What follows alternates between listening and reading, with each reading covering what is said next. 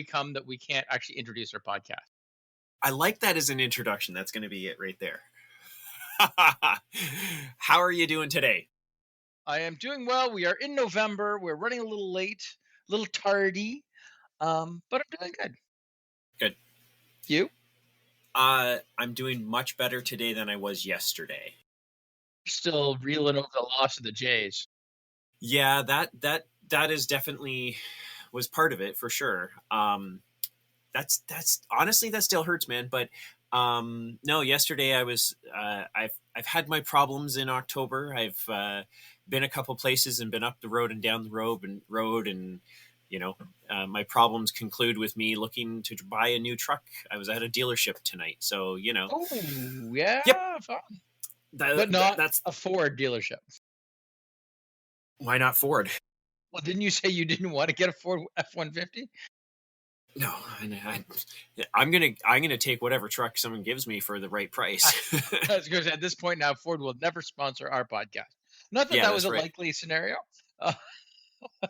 No, I have no brand loyalty to anything, so it's just more of financing and interest rate at this point, I think.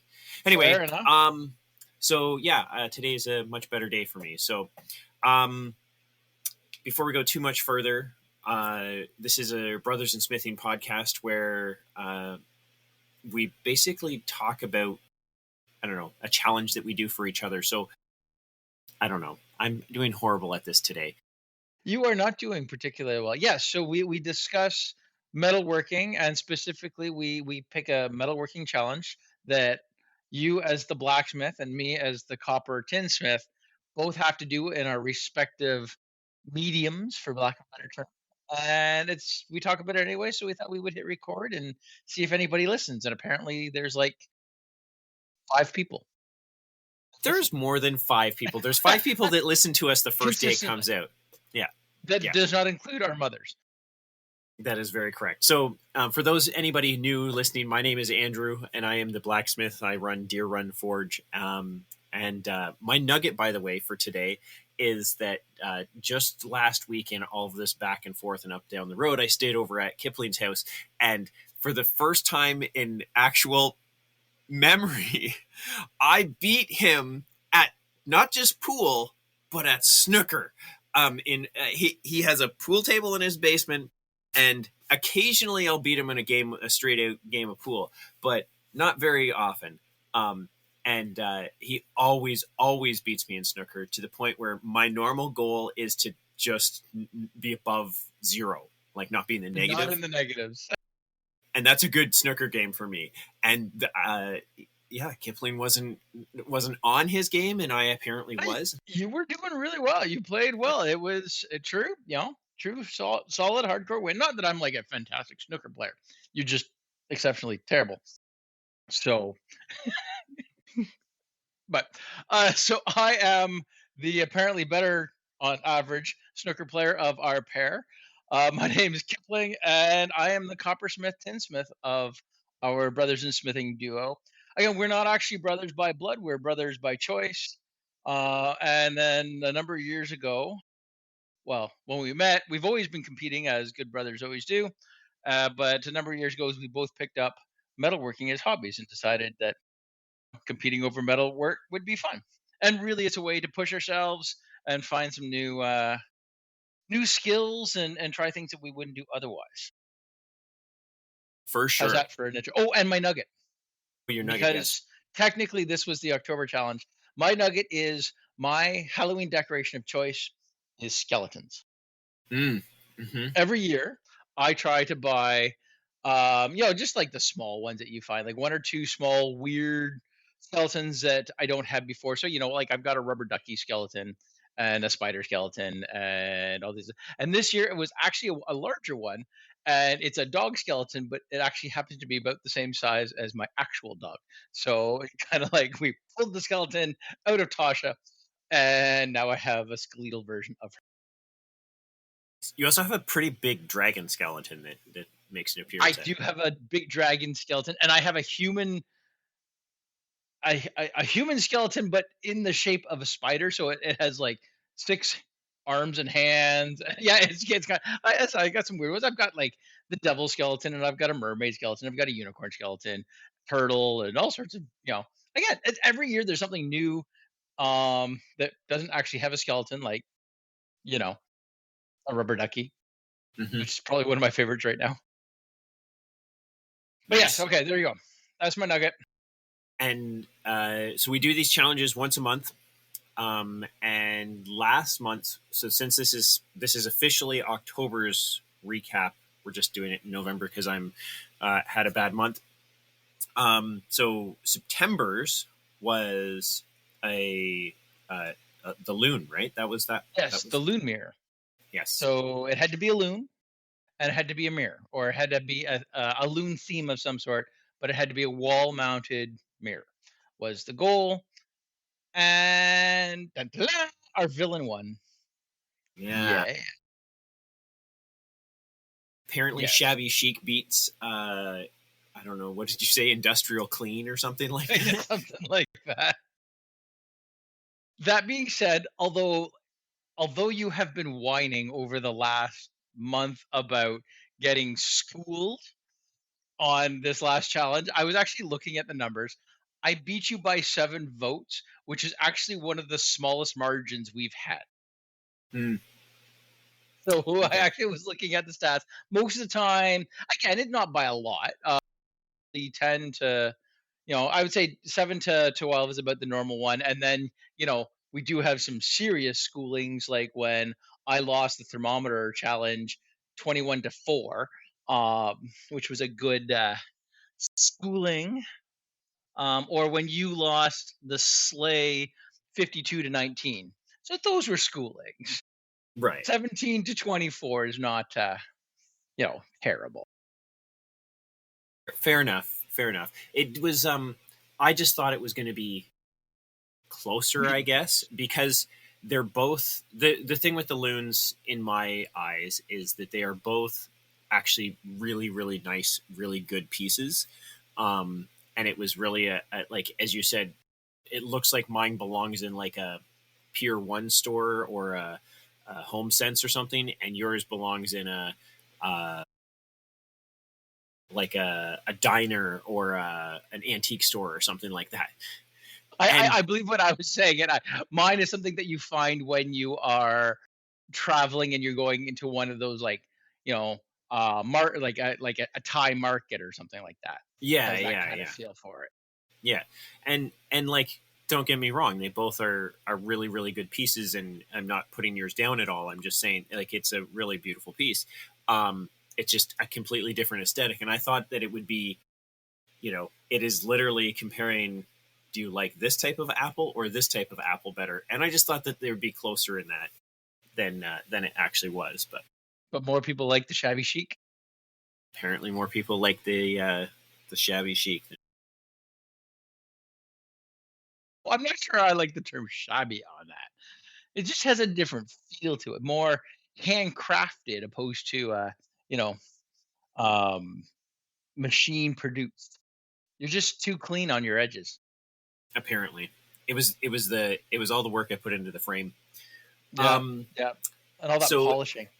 yeah, so this month we because it was supposed to be October, we try to do something apropos for the month, and you know, Halloweeny esque, generally. Halloweeny. Um, and so we both enjoy our nocturnal creatures, the bats, and we just had it scheduled off as bat, and then it was like, well, what are we going to do? So one of us, mainly me, came up with a genius idea. Oh, it was really cool when we have to do something like it has to include a light or a whatever, and we were both kind of yeah we did. Oh, let's do a hinge. So it has to have a hinge working on it. Yeah, that'll be good. Forgetting that I absolutely positively hate hinges, which is probably good that you're forced to do them and all of that type of stuff, but Probably is. we should do it more often, but I don't want to do it more often. So yeah, given the month that I've had, I didn't have a lot of time to devote to it, and I was trying to do. Actually, it got finished just yesterday in a pouring rain. I don't know if anybody's ever tried to forge with a propane forge outside of your house. with like very little cover in the pouring rain, try to forge and do all like it's not, and you're hurried and you're trying to make sure that the tools you're not using aren't getting completely trashed. And yeah, it was an Not a pleasant interesting day. It experience. was not a pleasant experience, and of course the hinges are never, you kind of want to take your time on them, like, you know, you creep up on it slowly, make the, you know, anyway, and none of that was happening yesterday. So if anybody was watching my stories, there was a couple versions of those stories that went out that had a couple uh, uh, words that were not allowed to be put out. So I was not having Yes, a great my day. my eldest and I were watching them after school today. We had a chuckle over your stressed out. But But I did get it done. why don't you like hinges? um I guess I just don't do them enough. The material, I guess I don't know whether I don't thin the material down enough, or this one I think both the last ones, the gnome door that we did and this one, I think I was trying to make too delicate of hinges. I was trying to make them small enough and kind of like almost like they weren't like, to get that barrel part right. It's like doing a scroll, but it's doing a tube the whole way down, and that's fine. But when it's small, so I was using an 1/8 inch rod as the pivot, as the, I don't know, the pin for the hinge, and an 1/8 inch rod, no matter if it's high carbon or not, it heats up so quickly that you can't really drift your hole, and you can't really put a lot of force on it either, because it'll just bend that 1/8 inch piece. So, you know, I have 1/8 inch punch sets and everything like that, but it won't go through the hole.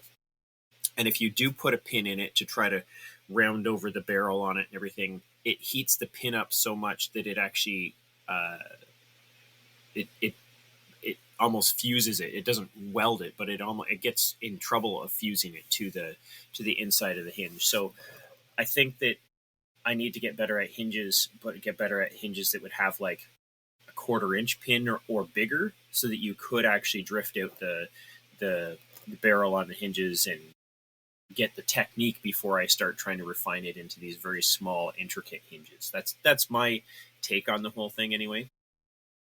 Would you be able to use a different metal as the drift, or at least like not as a drift, but something that wouldn't necessarily fuse to the metal? So like again, I don't think like a copper one would be good, but like say a tungsten rod or something that or right size, just to shape the barrel around for the smaller pieces.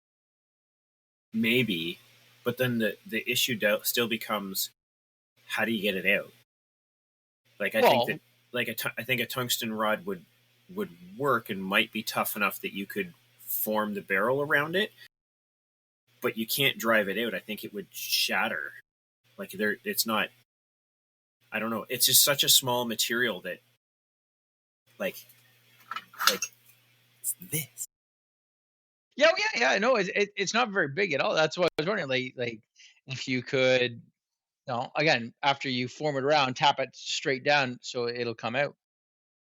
But I don't know. I have never tried forging hinges. I make mine out of you know copper sheet metal, so it's a different process than what you're doing.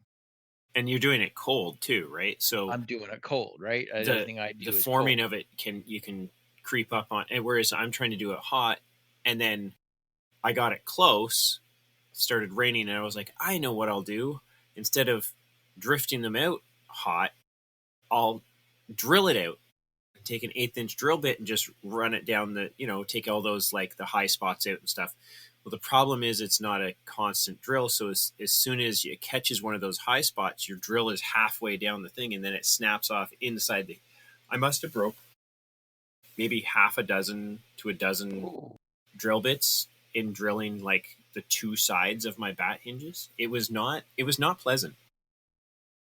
Excuse me. And again, an 1/8 inch drill bit is not, it's not like you can just get a better one because they're so small. The structural integrity of it's just not there in that 1/8 inch sort of thing. So yeah, that was I got to the point where I was using the broken drill bits as the drifts to try to run them down and such and so. And How did that go?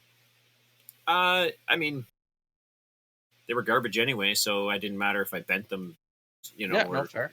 muddled the end and stuff. And it's quick enough to like taper the two ends of it to get it through. So anyway, I ended up with it's a bat out of about 3/16 sheet, and his two arms are kind of bent in like a what would look like a hug. He's got a cute little mouse face on him, and his arms bend in so that his head is just above his wings, kind of like peeking out. And then, so he's kind of designed to have a candle in the middle, and his face would be kind of like lit like a flashlight underneath with the candle. And then as he opens his wings, I've brass brushed the inside of his wings so it has a gold brass like look on the inside that would help reflect the light on the outside. So it is kind of cool in that sense that he does have like a, kind of like a peekaboo type of thing. Um, but yeah, that's what I made. Not your favorite build by the sound of it, Definitely not or my just favorite not build. because it was rushed. If you'd had Mm, more time, it probably would have been. I think if it wasn't rushed, I wouldn't have had as much problem, because that was the other thing too. Is like I have to get this done today, or we're not going to get this out, and it's that's not fun for either of us. That like at one point I did call you, and I even said like, yeah, I'm going to have to forfeit, and it's not going to happen. And you were like, nah, don't worry about it. Just we'll do it, And I was like, do I don't really want to, because then it's going to be rushed. Can That's you just true. But again, there was no rush really to like as much as we like to do it by monthly. It's not. This is not like the end of the world. Oh, 100%. These deadlines are all ones that we put on ourselves and everything. But the other thing for me was you finished yours in a very timely fashion, and yours is pretty spectacular. And then mine was just a piece of plate steel looking at me going, you ain't got a I've got to hope do of beating something with that, this. buddy. Like it was one of those times that it was just like, the only reason I'm making this is so that we can complete the competition, so that like you have something to beat, like it's like, Yeah, yeah. and now you we're gonna post and you're gonna whoop my butt, and I'm like, ugh. But no, we've both been there. We've both been like, there's been times you've finished first and you show me your piece, and I'm like, oh man, now I gotta, you know, I'm not sure my idea is good enough anymore. Let alone my execution of said idea. My idea might just suck. Ugh. But oh well. I'm disappointed for you a little bit because I know bats are like, yeah. When we met, you used to wear Batman shirts. Then you had like your Batman pajamas from when you were 10. There's Andrew's nugget because we met when he was in his 20s. uh, I didn't wear them that often. On that weird side note, um, I made a bat too, which when you sit it on the table, it looks remarkably but what you just described. It's a little bat that the wings are folded in like a little hug, and the little head is sticking up above it. Now, I think that kind of when we said it had to be hinged, the obvious place to put the hinges are on the wings, and I think that's the natural fold spot when we're building something. So I'm not surprised by that. My differences come in like my face isn't as cute as yours. You have a very cute face on your bat. I had to chase it in. It's more of a Halloweeny creepy bat. And then my first thought was, wouldn't it be cool if the wings were spring loaded? So I actually, after I set up the hinges, I added springs to a wooden mount that it's on. That when you hit a release switch, which I had to figure out how to do, the wings actually popped open. So it sits there all closed up, and then you can hit a little release switch, pa-bang, and voila, the wings flap open. And then the idea of what came next started from you because when we were talking about this on the last podcast as the upcoming challenge, you had said, well, you could make a little fairy door on the inside. And I thought that was a fantastic idea. But instead of doing a fairy door, I did a little drop down drawbridge kind of thing. And then there's a little cubby hole in it that you can hide a little jewel, or I think actually right now there might be, you're gonna hear a little clang here for a second because I just opened it. Oh yeah, no, my daughter had put some candy in there, but apparently she has taken it back out because it's not in there now. But yeah, it's a little hidey hole, not very big. Like the hole, the depth of the hole is what, maybe an inch deep and maybe 3 inches wide. So it's not a huge little hidey hole, but it's kind of cute, and it's got sort of a, you know dungy crawling look to it.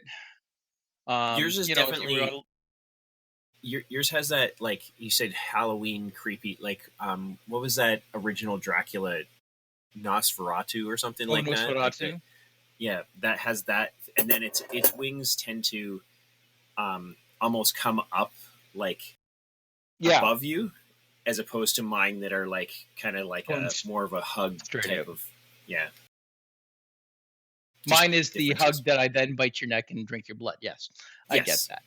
Yeah. See, I look at it a bit more like I used to play D&D when I was in my teenage years, and like I could see, like, if you're on a quest and you come to this, you know, big castle with, and there's a bat with the wings down, and you say the magic words and it opens up, and then there's a door and you get your little treasure. And that's kind of the way I envision the whole thing. You get the key. Oh, it could be in an escape room. You get the key that opens the box that gives you the code to get to the, yeah. And so on and so forth. So yeah, like I've really enjoyed it. The hinges, I've done enough hinges now that they weren't overly challenging. It was figuring out how to get the wings to work as I wanted. The springs are still visible when the wings are folded up. Uh, I think it would be interesting to try to figure out a way to have them hidden, but I don't know how to do that. And the release pin was really fun to do. It's frustrating, but it was a fun challenge. I like that. So I liked this challenge because of the mechanics involved in it. Having to have the hinges, and again, I wanted that third hinge for the door as well, just because might as well do more If you're gonna hinges. do one, you may as well do four, right? Yeah. If that was the challenge, right? So very happy with the build. It's not going up for sale or to a market. It is a permanent part of our Halloween decorations now. So, and I'm happy with that. Well, we're gonna post this up on our social medias on November the 6th. Am I correct? Yes, November 6th, And which it'll be happens to be a posted. Thursday. Happens to be a Thursday, so we'll generally put it up in the morning and then announce winners on Friday morning, because it comes in our stories and you can just click on the button to vote for them. So Brothers and Smithing on Instagram, and or my you can follow or look at my stories on Deer Run Forge, or Kipling's at Tapley Tinsmith, or all three, and vote for me on all of them, and then because you feel sorry for me and my truck and my Oh, this time you're trying to go for the pity vote. oh, That's I'm usually if I'm my gonna line. get any chance on this, I need some pity on my poor little bat. Your bat is very cute. It is very Yes, he cute. is It's got cute. a little adorable thing, and you will get some votes. I vote for you. I put so I did the same thing I did with my spider, where I have like ball bearings as the eyes, that gives it the really round, shiny eye. But I went a little bit above on this one. I actually like paint markered his eyes black to make it stand out from the brass You a little bit paint more. So he's marker. got, Oh, so you used marker on it, did you? yeah. Oh, nice. What you gonna do? What Ah, you no, gonna do about it? absolutely nothing. Oh, there you go. Yep. So yeah, Have that's you put a Have you put a candle in yours yet, just to see what it I looks like? have. Yeah. And you like it? Yeah. I do. I think that it'd be nice to have like a mount for the candle here, Yeah, a little candle socket like there. a little candle socket, so that it could, like for a tea light type size. If I was going to sell, I don't know what I'm going to do with it. Probably sell it at some point, but before I do that, I'd probably put like a ring in there that does have that's the right size for a tea light. So, Yeah, just so it doesn't slide out. That makes sense. yeah. All right, so we'll do the esoteric eggel early this time. I don't know why. Just because it's a Halloween episode, I figured, what is your monster of choice? What is your favorite Monster. monster of all of, like, the monsters? Like you got your standard Halloweeny monsters, mummies, and vampires, and the creature from the Black Lagoon, and Frankenstein, and you know all Hmm. those. Hmm. Now this would be favorite to like potentially meet, or like my favorite version of that monster, or like one that like scares me the most. Ooh, okay. Well, we'll give you two. One is, what is your favorite, like just from movies or whatnot, and second, if you had to be one, Ooh. Ooh. if you were That going one. to That get one's. cursed, If you're you're going to gonna be get cursed cursed to is become a one. monster. Yeah. What is it?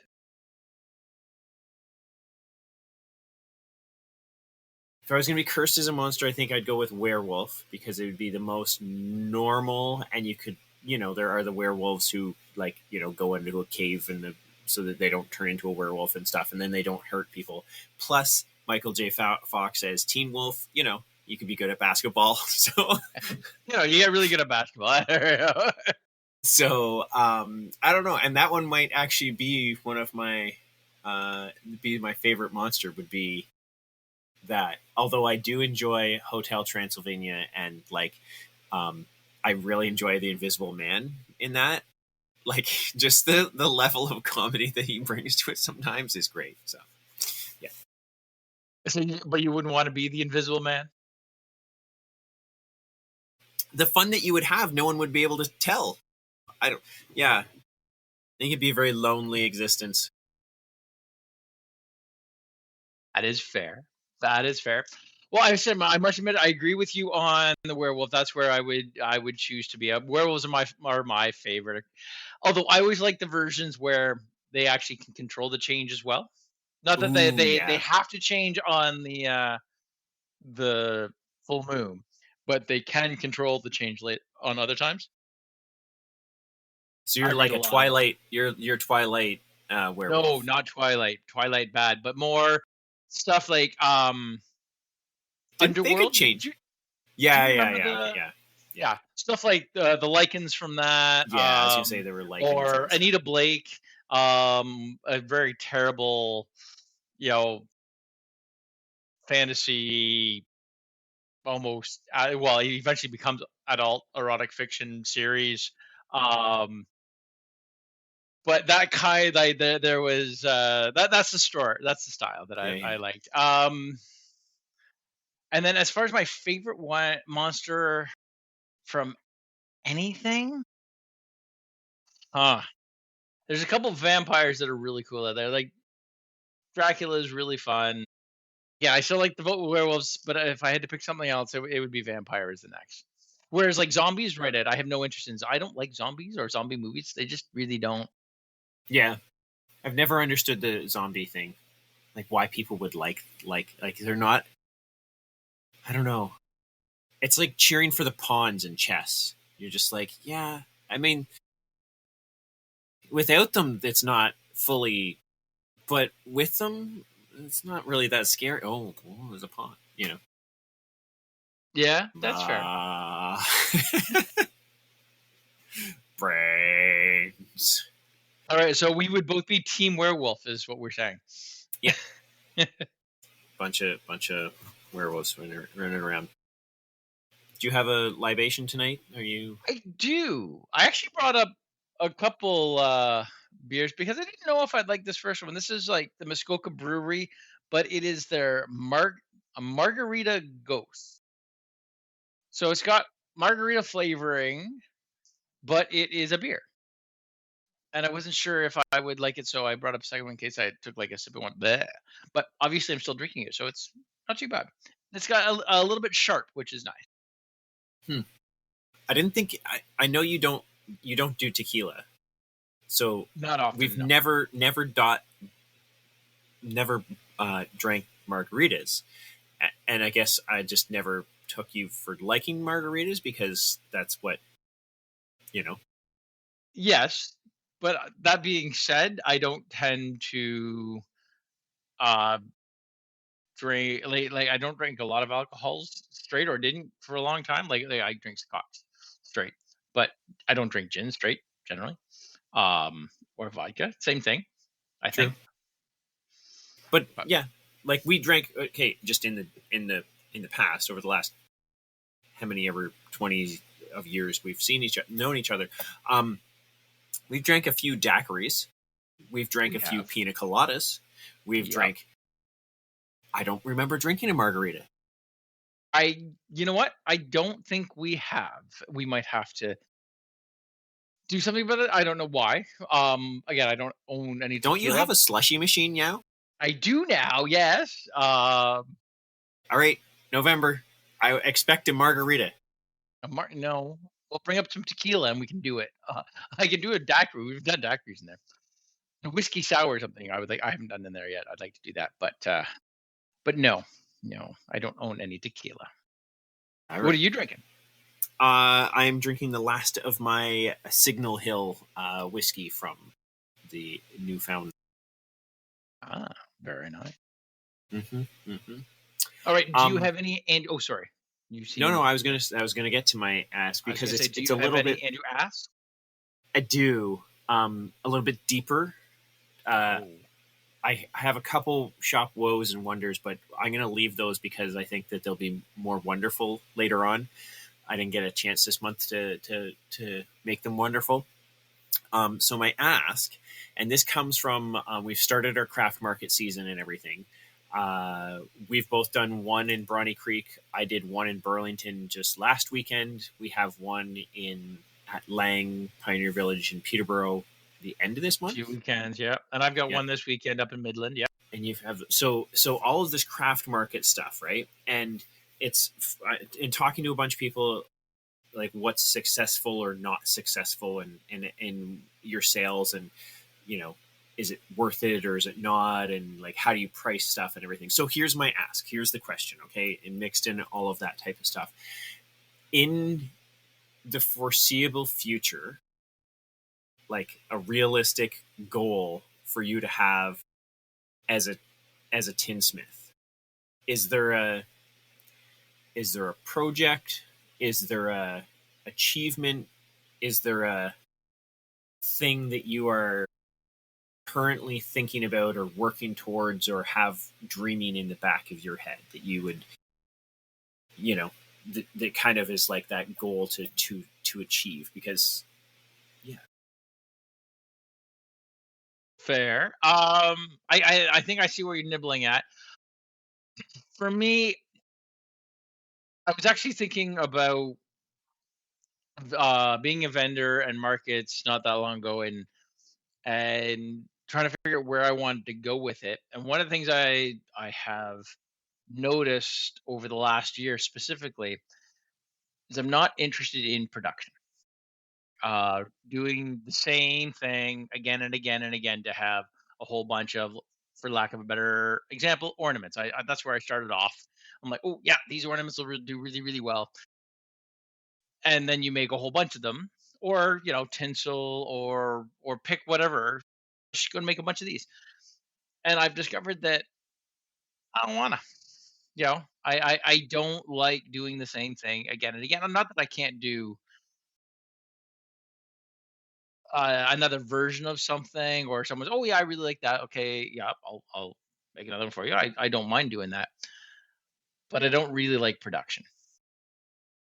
So my New Year's resolution, because this is what I was saying, I'm like, okay, this will be for my for the new year, is once per week create something a little bit different, a little bit. It's like I like make one thing a week, which gives me 5 days to sort of plan and come up with it. Obviously, the competition one will be at least one of them. Um, but then make different art pieces. So when you come to my table, there's so many different things to look at. And that's what I kind of enjoy. Like I love seeing people seeing, like, picking up the one-offs, and oh, this is really cool, and this is kind of one of a kind, and having it go to a nice home. More excited about people getting buying those than I am about them buying the ornaments that I've made. right? Because there's a whole bunch of them. Like, yeah, okay, you got one of those too. Um, so I think that's where I would like to go. Is I want to get more into one of a kind pieces.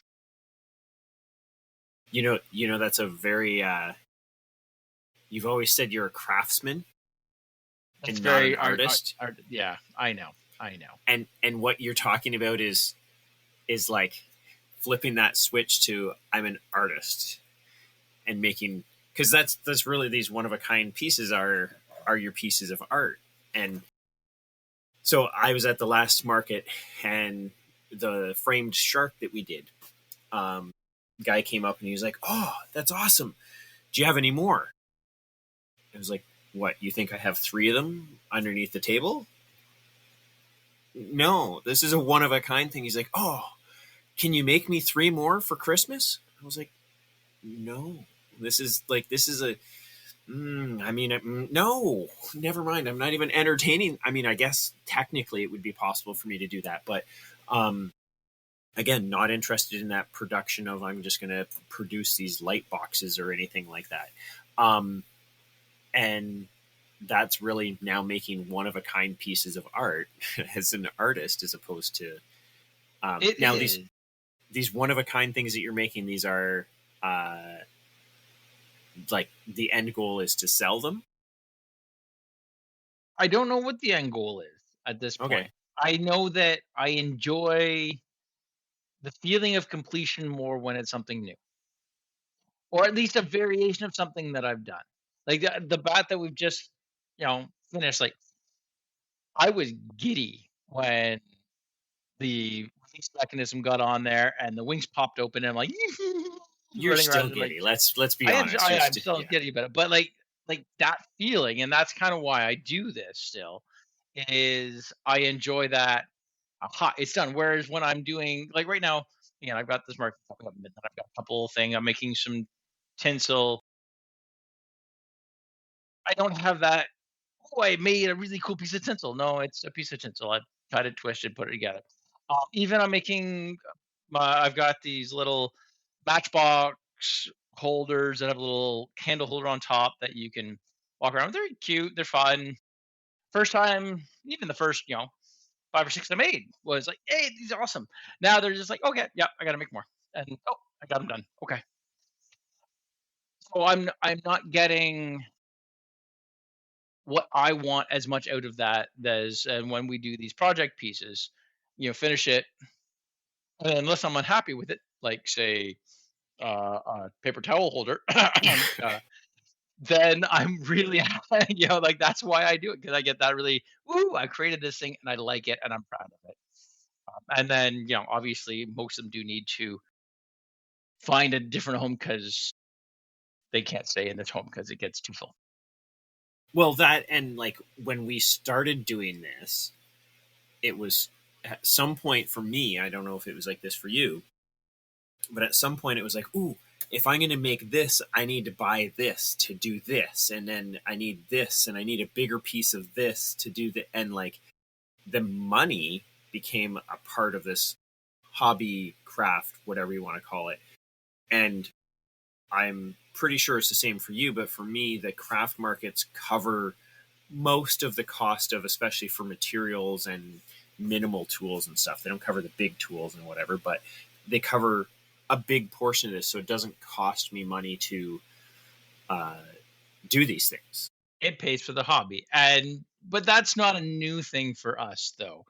No, A bit of but our that's what I'm history saying that people is, haven't heard is, there was a time where we used to play a lot of music shows at parks around Ontario, and all the money that we made through that went to buying more musical instruments and gear for that. This is just the same extension of the we're paying for a hobby, and I agree that is a big thing because otherwise, yeah, I can't afford to keep buying metal and tools if I'm not bringing in money with it, but I'm not making money at it either.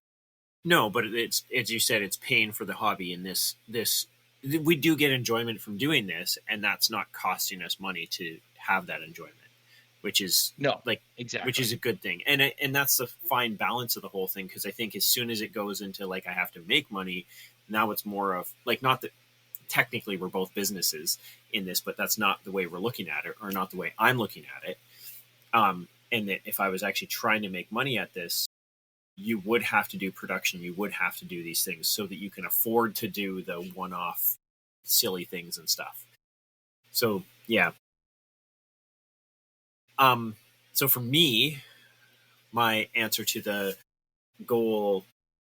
end goal type of thing, and I think you already know this too, but I've always wanted to run courses and like share the experience and like do that. I enjoy making hooks and scrolls and all that type of thing, but it's not always everybody's aesthetic, and I don't really want to do custom commission pieces and stuff. How cool would it be if somebody wanted something and they could make it themselves, and I could help that creation come, and then they have something that they've made that's in their house. They have the experience and the tangible connection to it, because there is so many people, and I know I'm in Burlington, and like, but just today I was forging for a couple hours, and like I had like 6 people poke their head over the fence and be like, "What you doing?" And I'm like, "Am I in trouble? Like, is this okay? You're okay, cool. I'm going to show you all this." And then it's like, I wish that I could just say, "Come on over here, put these glasses, my safety glasses on, and try this," because It's not yeah. everybody. Yeah, it's not for everybody, but like to be able to give them that experience, and then I think the sale of things would go back into helping me do that. Like, I don't think I really want to do it to make money. I don't want to run courses and stuff to make money. And I know that that's how a lot of blacksmiths support their hobby and everything as well. I think I'd have to charge some money so that it doesn't cost money to do the courses, but I would like to also somehow find a way to give that back too, I guess. Like, almost have it at craft fairs for like every $100 that I make, give away a free course or something like that. Like, this is the things I'm thinking about while I'm sitting at these craft fairs by myself and being like, I don't know how to do that. Can I find So a run space, some a rental workshops. space, or yeah. Yeah. Yeah, it's an interesting way to go about it. Like I've run a few workshops and it's a lot of fun. It is. So it's something to look at. But yeah, finding the right space and all that. That's a good goal to work towards. But then would you stop going to market? No, because I think that the market would be the advertising for the workshops. Ah, You know what I mean? Like, you have the products on the table are the things that you can make. And yeah, I'll sell mine because I'm still going to do it. I made coffee scoops today, and again, kind of like your ornaments, they're just something that you make. And I did enjoy the process, and I did enjoy trying to find a better way to do the process, and that type of thing. Um, but I found myself trying to like teach myself how to do it, if you know what I mean. How do I make sure the taper's all the same? How do I make sure that this, and what are the steps? And like, that's kind of how I'm processing things right now. I don't know. yeah. Well, yeah, you're interpreter by trade. It makes sense that you want to break it down and show people how it works and teach them a new skill. Well, good luck in your future goal to run workshops. I think that's a fantastic thing to upcoming challenge. So what are we working on this month? So this month we're getting into our market season, and into the sort of more holiday thing. We once did a set of like a chess set, and you really enjoyed doing the same thing but have it matching, or doing different things but having them matching in a set, which is partly where this came from, and partly because the whole decoration type of idea. So we decided to do a set of birds, at least 3, and they have to appear like they're in a set, but all be different.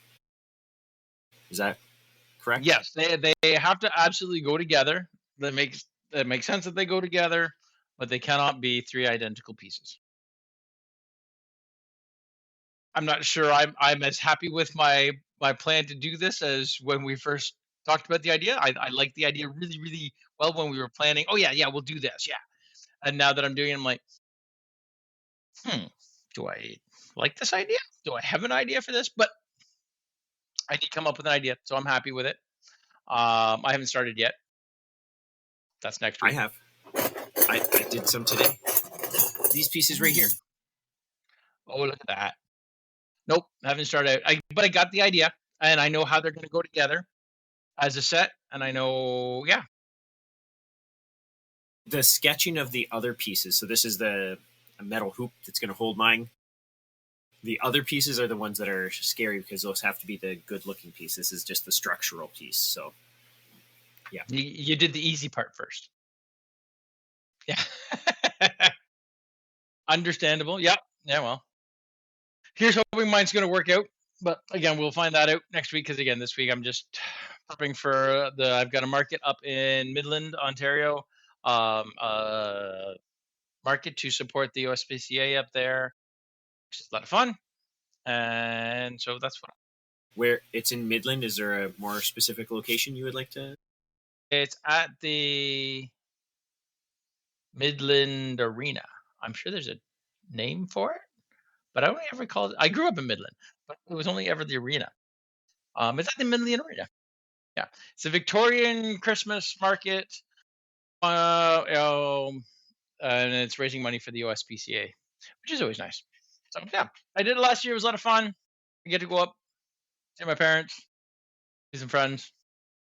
Awesome. So do come check it out. And then later this month, because we won't have another podcast before, or we will potentially we will. Yeah, I'm not sure when that podcast will give up, but because I believe it's the 19th that we're doing the Lang Market. The 22nd, I'm wrong. There you go, 3 days off. So yeah, we'll be up in Peterborough at Lang Pioneer Village Museum, which is where I started as a tinsmith, but they have a Christmas bazaar that they run, and we will both be there, which is more fun when we're both at the same And time. we're gonna try to have our birds there, right? So that'll. Yes, just like you tried to have a bat done for the end of October. Well, yeah, we'll have something there for you to see and vote if you come by. And, absolutely, yeah. We always have a live vote. It makes it more fun. It's actually was so doing a solo market for the first time ever. You've done a couple solo ones before, but I did this first solo one, and not having the voting thing at the front and just being like every other market person, where you're like, "Hi, yes, I made all of this. Yeah, yeah, steel. It's made of steel. I made it. Yes, thank you, thank you. It is very nice. Thank you. Have a good day. Yeah, thanks." Like 1,000 times, you know. It makes non-soliciting engagement hard. Yes. Like trying not to say, "Hey, come over here and look at my stuff because I want you to buy it." It's not our thing, and especially not my thing. I really don't like it. Whereas having the live voting where people can see the two pieces and just saying, "Hey, come on over here. We just want your check mark. Take a look at these two things. Which one do you like better? Put your check mark beside the one you like better." So much better way to engage people, and you get into some fun conversations. Yeah. And it makes things like the random, like only one shark thing on my table, only one light box on my table, and it's a bit. It's like, why is this one a big shark and this one a big loon? Do you have an aesthetic? Do you have a thing that you're going for here? Like, you're like, nope. And when you have on the other side have your shark and your loon, it makes a little more sense. You can do that. Yeah, these were other markets and stuff like that. The other thing I found, just because we were talking about, we've jumped topics again. I like to put a random piece because my training was in Victorian era tinsmithing. I like to put up a random piece from the Victorian age, and it says, "What am I?" And again, people can come by and just stare at it, and and only about a half of them will then say, "Okay, no, I got to know now," and the other half will walk away. But again, it's something else for them to come in and look at, with not me, saying, "Hey, come and see my stuff that I made, so you can buy it." Yeah. But I normally have my automaton. Do you want to sing your song? no, I'm good. Okay. Okay, so my automaton that does the hammering, and then the kids come over, or even people, and I'm like, yeah, that's I can't bring all that here, so that's what it looks like, sort of, when I'm smithing, and then there's a conversation. But and I normally bring it for kids, especially because once the kids are occupied, then the parents look even more. But this one was I saw 6 kids, and 2 of them were mine. So Yeah, fair enough. Fair enough. anyway, Oh, all right. So I think do we have anything else to cover, or we did? I think that's it. We did the things. So we've gotten to the end of the podcast, and we haven't Betty Fanged a thing. Except for the introduction to this whole Oh, yeah, yeah. podcast. Well, no, I thought that was our style, our brand now. Oh, it is totally our brand. 2 years of doing it, we still don't have an introduction. Exactly. Would you like a dad joke? This one I actually find funny. I'm just gonna dad okay. as opposed to sneaking it in. Okay, so I said to my son, I said, look at the whole flock of cows over there. He said back to me, he said, it's a herd of cows, Dad. And I'm like, of course I've heard of cows, son. There's a whole flock of them over there. Very nice. The other day, though, I did lose my mood ring. I don't know how I feel about it. But there we go. I should have opened with that one. Anyway, You should. The problem is that one dates you because only old fuddy duddies like you and I know what a mood ring is. That's true. That's true. My if you don't know what it is, you can Google it. Yeah. Yeah. Anyway, posting this one on November 6th. And we'll have stuff up on our socials, and we try to do stuff in our stories to show you the progress of our next projects and everything like that. So follow along at Brothers in Smithing, Deer Run Forge, or Tapley Tinsmith, or all 3, and vote for your favorite, which of course will be well, I don't know who is going to be in this one, but you can vote for me for out of pity on this one. Mine is cuter. If you Yours really is like cuter. Yours is definitely cuter. Mine's just cooler and has like hidden feature. Yours is much cooler. I'm just going to put a Post-it note on the inside of mine that says, I love you, and it'll just be a hidden feature. There you go. I thought the candle was supposed to be your hidden feature. A little bit, yeah. That wasn't supposed to be one of the things for this. It didn't have to have a hidden feature. It did not have this was all on my own. I thought it would just be cute to have a little, hidden cubby. Actually, just a drawbridge in the middle of its heart. Exactly. All the guts fall out. No, I was texting your son of all people, because he was asking how it was going. I'm like, oh yeah, it's really cool, and then there's going to be a little cubby in there, and he texted back, "What's a cubby?" I'm like, oh, okay. Here's a random question because I know we're going overtime at this point. In your car, on the passenger side, there is a compartment that opens up. Most people keep their vehicle registration or manual in there. What do you call it? Glove box. Okay. See, I grew up and that was the cubby hole, and it's always been the cubby hole. It's a glove box. No, it's a cubby hole. It's a glove box. It's a cubby hole. Look it up. That is the cubby hole. Look it up. If you have a better name for it, if any of our listeners have a better name for it in the respective countries that they come from, because people do listen from outside of North America, what is the thing, the compartment on the passenger side that you generally keep your owner's manual and napkins, straws, I don't know what else people put in there. I have heard it called the glove box before. I've heard it, or at least after I grew up, but growing up it was always the cubby hole. Cubby hole. So if you said it's in the car's cubby hole, you would know that's what where that it was. I knew exactly where that was. Yeah. All right, there you go. That was a little bit of a digression. Okay. November 5th. 6th. Visit our socials. Deer Run Forge, Brothers in Smithing, Tapley Smith, Tinsmith, and vote for mine. This is awesome. Just vote for mine. Just I think I'm behind now, so just vote for mine. No, we're tied. We're 23-23. Okay, so vote for mine, and then then you can be ahead of the villain again. I know. That's right. The good guy's got to win. Sometimes. Yeah, only half the time, apparently. All right. Good luck. We'll talk to you later. See ya. Cheers.